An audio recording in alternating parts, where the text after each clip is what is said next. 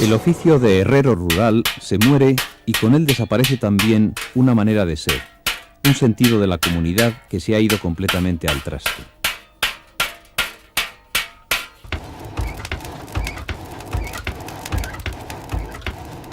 La fragua del pueblo era también lugar de reunión, sitio para conversar siempre en torno al fuego, alrededor de un hombre que escucha o nos cuenta mil historias. Con el oficio de herrero, muere también en nuestra memoria el impecable sonido del martillo sobre el yunque. Como en tantas otras cosas, quizá no haya por qué lamentarse.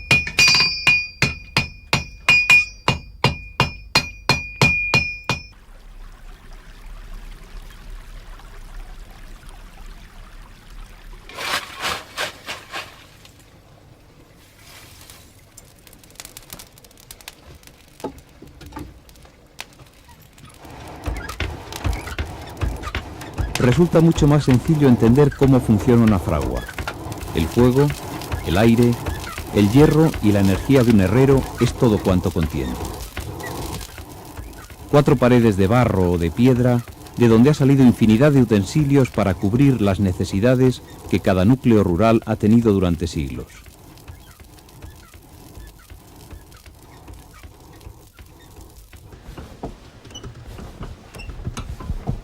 Generalmente construida por el propio herrero, aunque otras fraguas eran de propiedad comunal, este recinto alberga todo lo necesario para practicar el oficio. Quizás nos llame ahora más la atención el fuelle. Parte esencial de la fragua lo construye el propio herrero a base de piel de vaca y un armazón de madera. Con la palanca, el herrero impulsa el aire a través de una tobera hasta la misma base del horno. Un ventilador eléctrico no haría lo mismo. Con el fuelle, el herrero puede controlar a voluntad el aire necesario para que el hierro o el acero alcancen la temperatura ideal que necesita para determinados trabajos de forja o moldeo.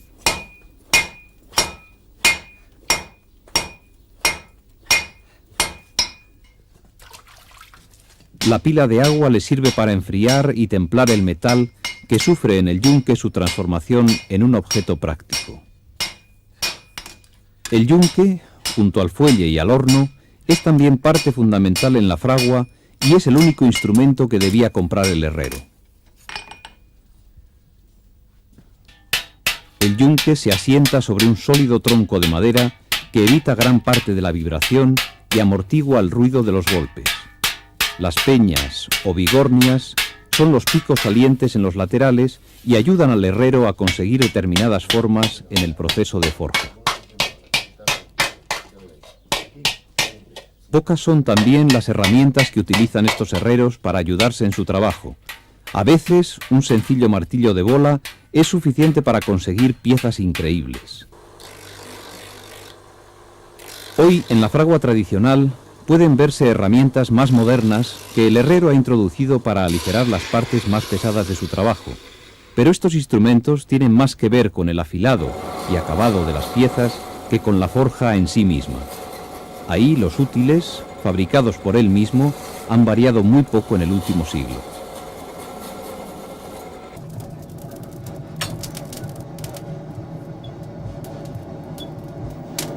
Como elementos manuales dispone de una tajadera para cortar o seccionar el hierro, construida en acero, un martillo generalmente realizado por el propio herrero, también construido en acero, un punzón para perforar o taladrar las piezas, una tenaza para extraer o introducir las piezas en la fragua, en el fuego, y una tajadera de yunque para cortar individualmente cualquier tipo de hierro o acero. Y la maza que sirve para golpear o para batir el hierro. Esta es la maza típica de herrero, es una maza de peña, tiene una boca recta, sirve para aplanar las piezas o para estirarlas, y tiene otra parte de peña que normalmente sirve para expandir el hierro en el sentido de la anchura. Lo que sí ha variado sustancialmente es el combustible con el que se alimenta el horno. Ya no es el mismo carbón el que mantiene vivo el fuego de la fragua. Pues el carbón, antes lo hacíamos aquí en el pueblo, en el monte, se llamaban uces. y se quemaba la leña y se hacía el carbón.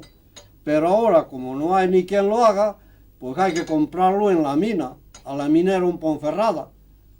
Claro, se compra a la minera en Ponferrada y luego hay que usar ese carbón. No es tan bueno, pero hay que arreglarse, aunque sea malamente. El uso del carbón de brezo, carbón vegetal, comienza su decaimiento a la par que irrumpe con fuerza la producción de carbón mineral. Entonces deja de ser rentable extraer la raíz del brezo para conseguir combustible para el hogar y otras necesidades. Los herreros comienzan a perder sus proveedores y a no disponer del mejor carbón para su oficio. Lo traíamos de Piaranza, carbón brezo.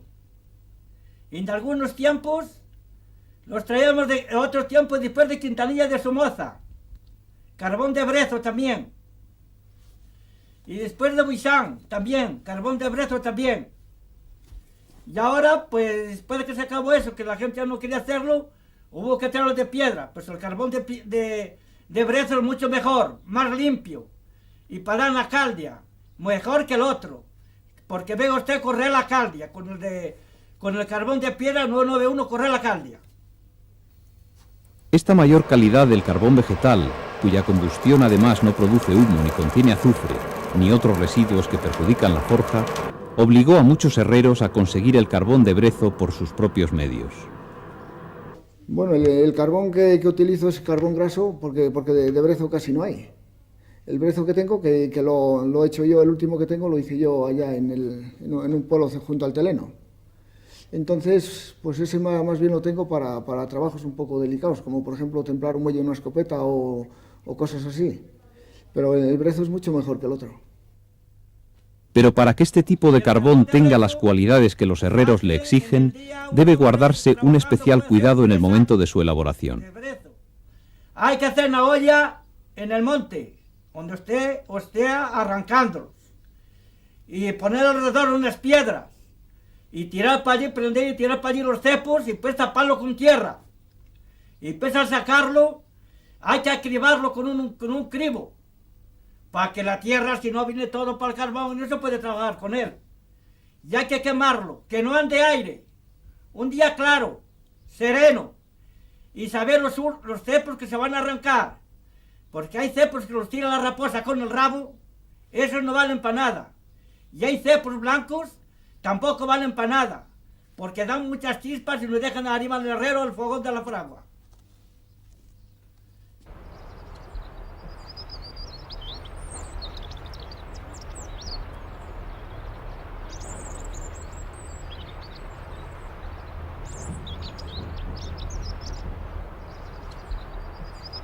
A pesar de la relativa abundancia de urces o brezo en nuestros montes, no hay relación alguna entre esta raíz y la ubicación de las fraguas en poblaciones de montaña.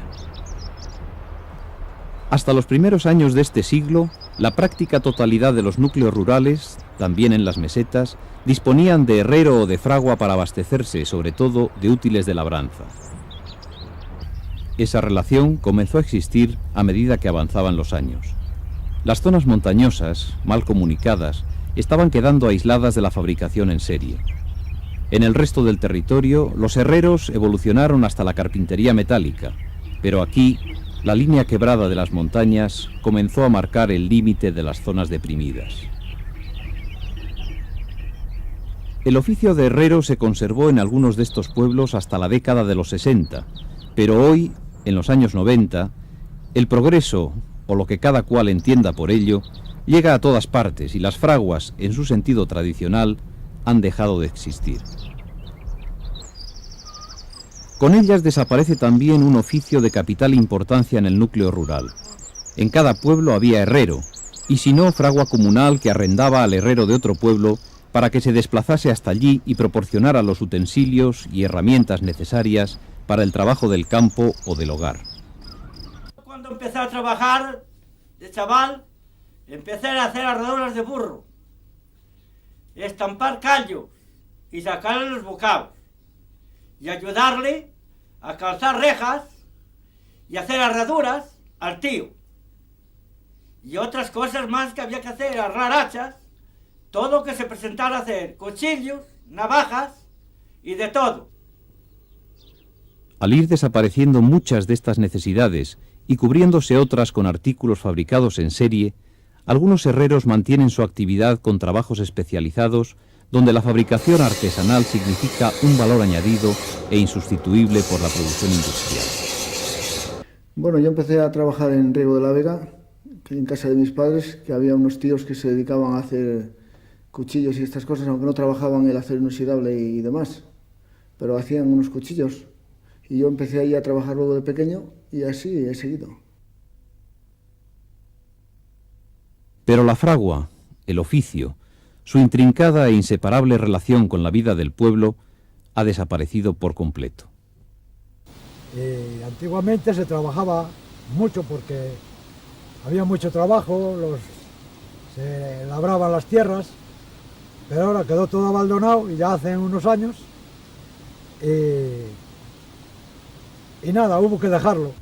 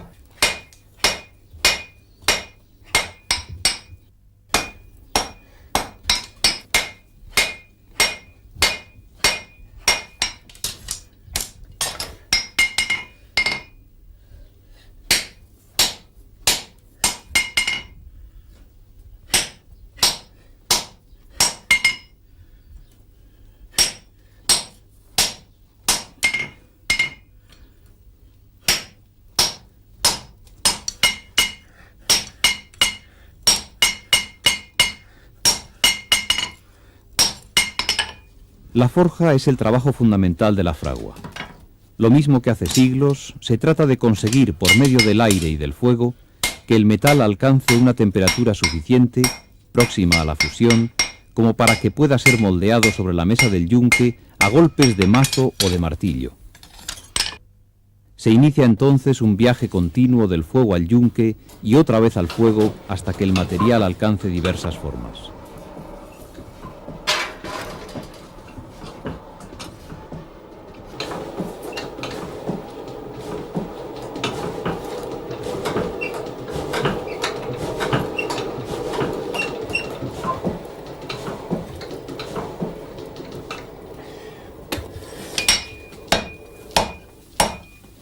Sobre el yunque se da forma definitiva al metal al tiempo que se mejoran sus características y su estructura. También se obtienen distintos efectos con golpes fuertes y espaciados o con golpes suaves y rápidos. Los primeros afectan el núcleo de la pieza y los segundos la zona superficial. Con ello se mejoran todas las propiedades mecánicas del metal al tiempo que se moldea y corrige la pieza. La destreza en el golpe se convierte en la destreza del herrero. Precisión y agilidad es la música de la fragua.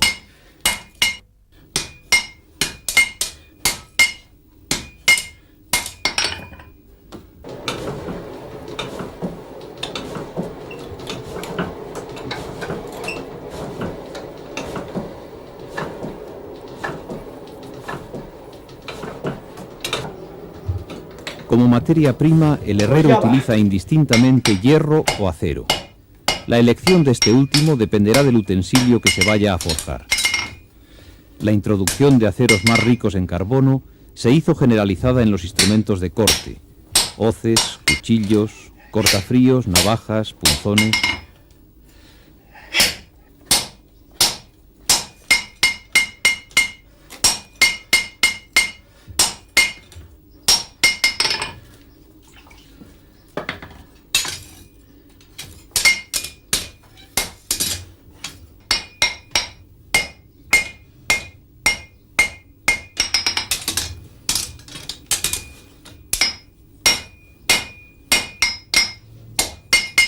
Dentro de la fragua, otro tipo de trabajo ha ocupado al herrero la mayor parte de su tiempo: el arreglo de todo tipo de utensilios agrícolas que sufren roturas o desgastes. La economía rural no permite demasiadas alegrías. Adiante, ya vale, cuando termines adiante, enfría el adiante. Este tipo de arreglo lo constituye la soldadura por forja o por caldeo y martillado, y para los herreros es una de las labores más complicadas. Hay que calentar las dos piezas hasta el límite de su temperatura de fusión y unirlas a golpe de martillo sobre el yunque.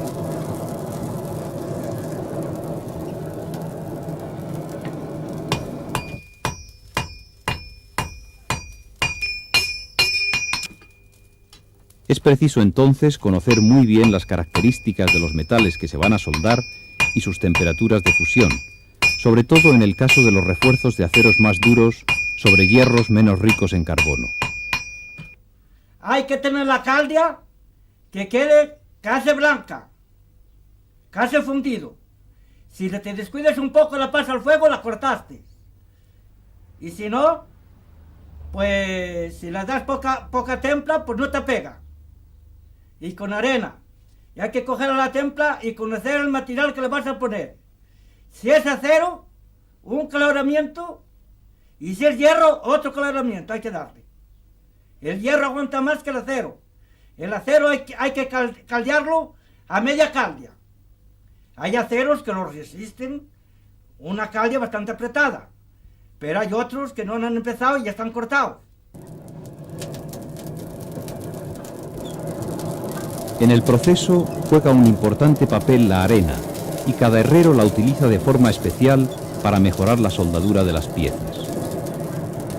Para proteger la parte exterior de la herramienta de la excesiva fusión, utilizamos arena, en este caso arena silicia, es decir, una arena rica en silicio, y no hace otra cosa que retardar el punto de fusión exterior para que la calda o fusión interior pueda igualarse con los bordes exteriores de la pieza.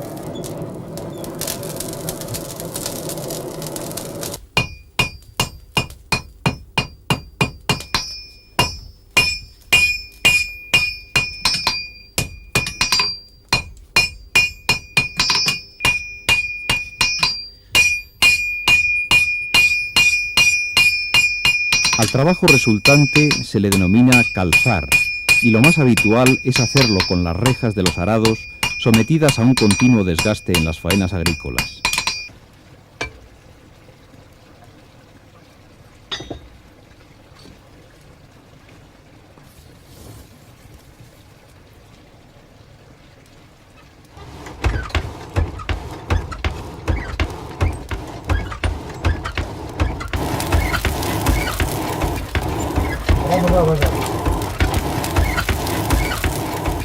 Vuelve la pieza a su ir y venir del fuego al yunque hasta que adquiere la forma definitiva antes de darle el último de los tratamientos, y sin el cual tanto viaje sería inútil: el templado, que confiere dureza y flexibilidad al metal, transformando su estructura interna.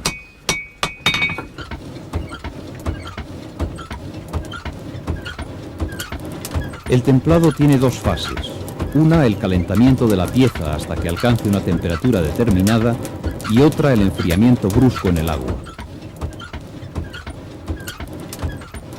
Pero esta operación tampoco es tan sencilla, puesto que con ella se modifican las propiedades del metal, en este caso la dureza. Lo que ahora la industria hace mecánicamente, después de haberlo aprendido de los herreros, estos continúan haciéndolo con la única habilidad de su propia experiencia.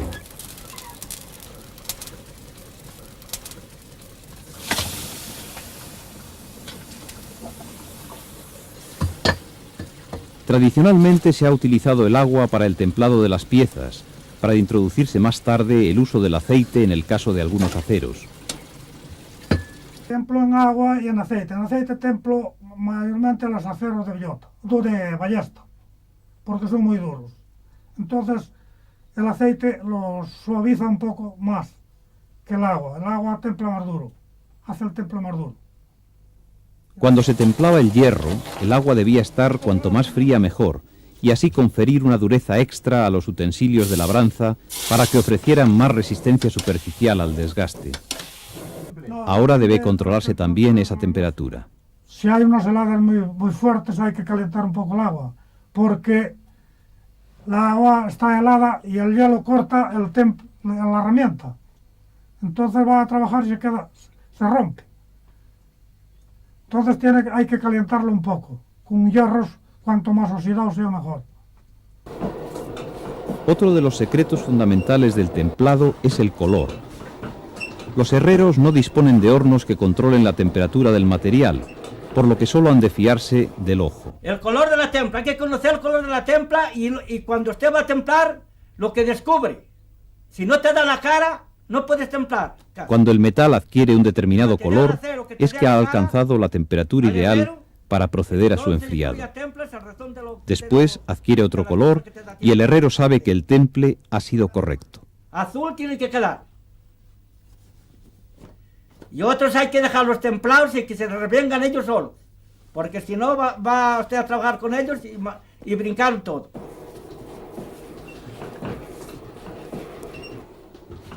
Ahí va la templa. Se templa toda agua. Y después hay que revenirla al fuego otra vez. Para saber cómo queda. Ahora hay que revenirla otra vez al fuego.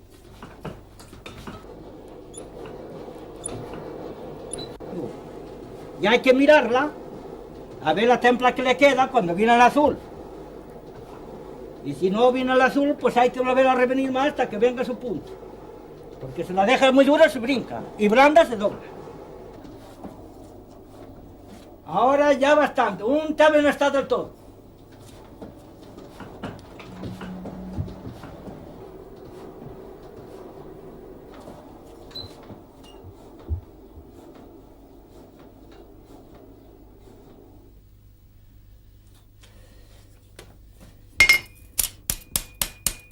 Ahora hay que dar unos golpicos para enderezarla. Suave. Porque esto va envuelta hierro con acero. Si fuera acero solo no se podía golpear. Donde el templado resulta aún más decisivo es en la fabricación de cuchillos y otros utensilios de filo. Bueno, el secreto del temple es que no quede la hoja blanda que doble, ni quede dura que se rompa. Entonces, pues como aquí no hay un horno para graduar la temperatura, pues a ojo tienes que controlar el calor, el color que coge la pieza y después al enfriarlo también. Por el color sabes la temperatura que tiene al enfriarlo en el agua para que no se te rompa.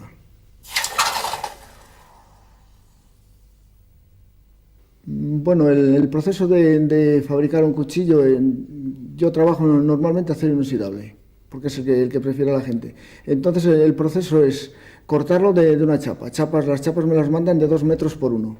Entonces corto las tiras del ancho que va a ser el cuchillo aproximadamente. Y después a partir de la cizalla, que es con la herramienta que lo corto, pues paso a la fragua y allí lo forjo, le doy la forma.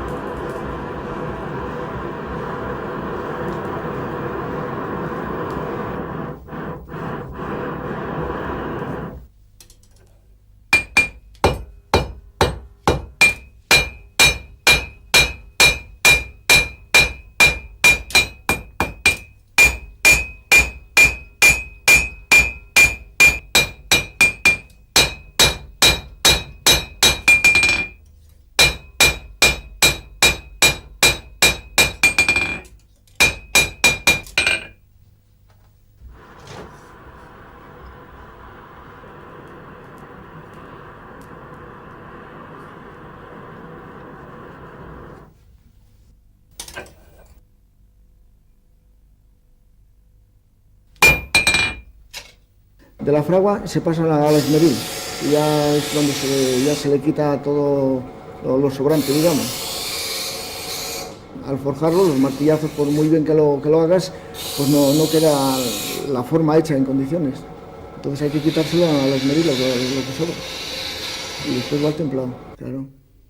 Porque es que si se templara antes, a la esmeril después se destemplaría, porque se calienta mucho. Después de templado ya se vuelve otra vez a la esmeril, se afila y ya queda la hoja terminada.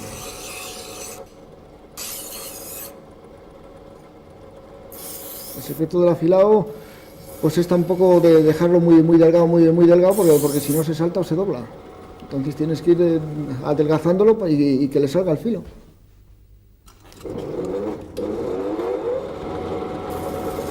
La fabricación de este utensilio es uno de los últimos trabajos en desaparecer de la fragua, ya sea por su especial calidad tanto del corte como del mango, ya sea, como en el caso de las navajas, por su carácter personal. De cualquier modo, continúan haciéndose en diversos puntos y se han introducido otras fases en el proceso que facilitan su presencia en el mercado.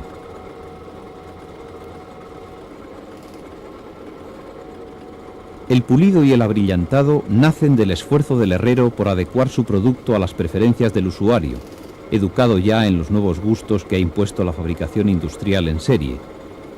Antes, cualquier instrumento de corte recibía su última bendición en la piedra de afilar.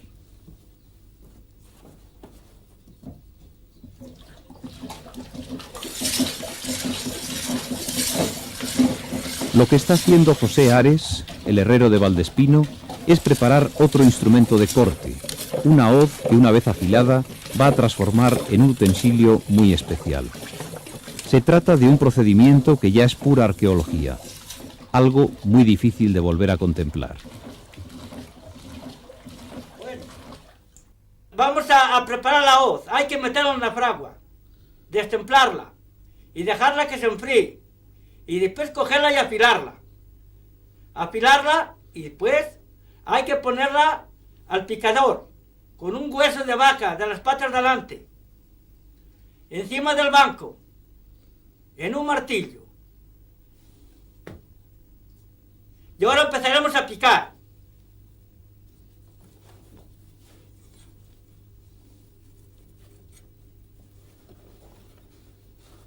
A ver, ya vamos a picar la hoz.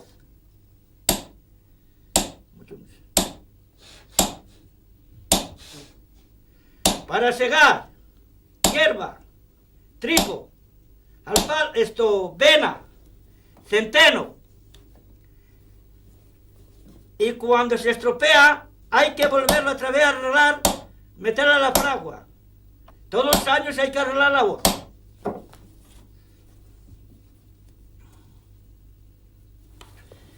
Y hay que ir moviéndola del hueso, porque si no se cae siempre en el mismo sitio, no se puede picar.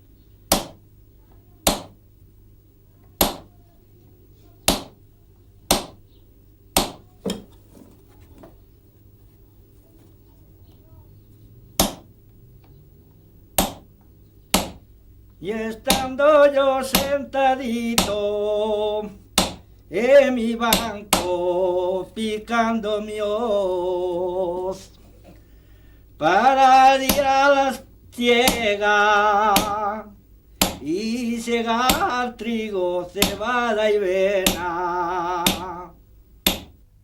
Y estamos rematando de picar la hoz y hay que volverla a meter y a meterla en la fragua para calentarla y templarla para que vaya a cortar.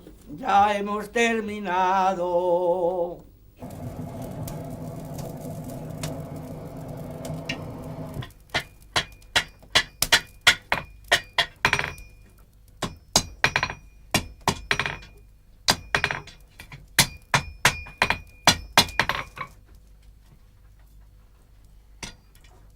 El herrero rural ha sido durante muchos años un hombre indispensable trabajando para su comunidad, practicando el arte más sencillo y más útil.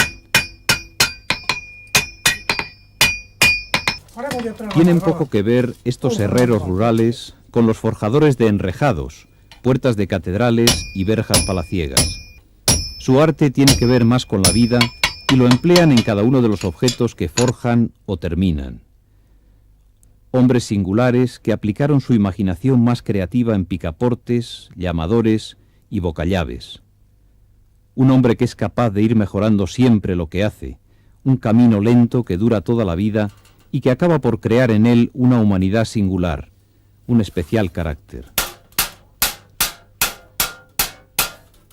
Yo soy el herrero de Ornija, estoy haciendo estos tambores para hacer las castañas. Y hay que ir curvándolo poco a poco con el martillo aquí arriba del ayunque hasta que estén todos curvados.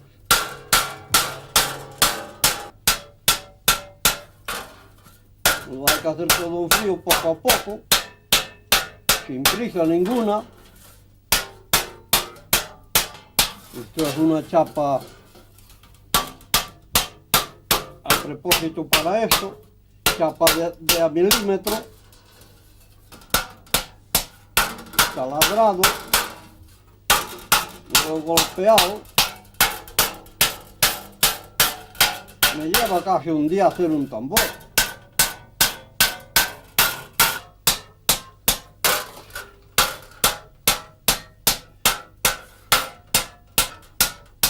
Llevo por lo menos 20 años haciendo los tambores.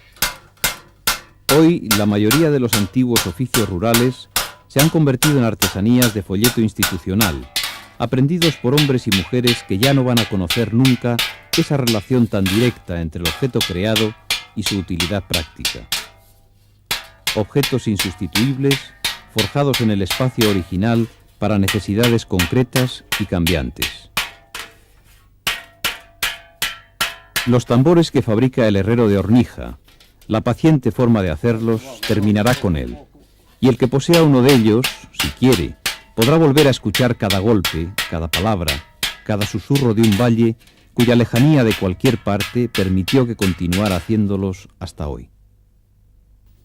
Esto le corto un pedazo de chapa, la moldeo, hay que ponerle esto, se llama la caravilla, para la cerradura, y va puesta pues así,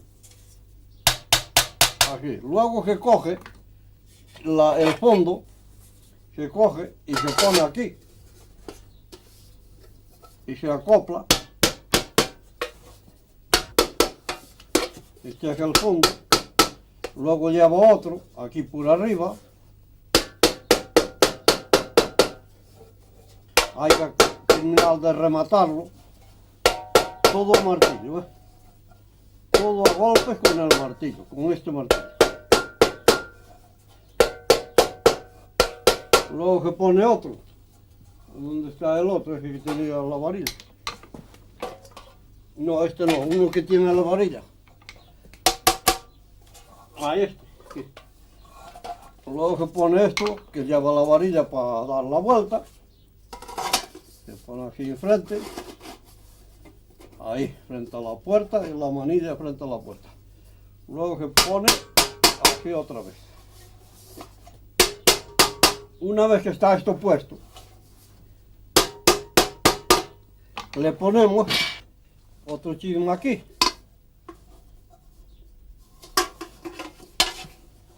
Le ponemos otro aquí, que es para colgarlo.